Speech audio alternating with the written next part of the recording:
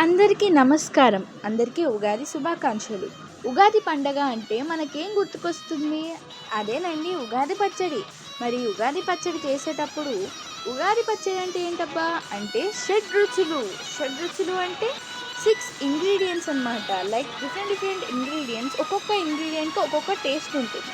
So, ఇవన్నీ కలిపితే అది ఉగాది పచ్చడి అవుతుంది. సో, ఈ ఉగాది పచ్చడికి ఇందులో వేసే ఇంగ్రీడియెంట్స్‌లో చాలా అర్థం ఉంది. అది మీకు తెలుసా? తెలీదా?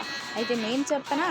ఈ ఉగాది పచ్చడి అంటే షడ్‌రుచులు మనకి మనిషిలోని ఒక 6 ఫీలింగ్స్‌ని బయట పెడతాయి. లైక్ చింతపండు అసహ్యం, కారం కోపం, ఉప్పు భయము, బెల్లము ఆనందము, మామిడి పండు ఆశ్చర్యము, వేప పువ్వు బాధ. అయితే ఇంత అర్థమున్న ఉగాది పచ్చడి ఎంత పవిత్రమైనదో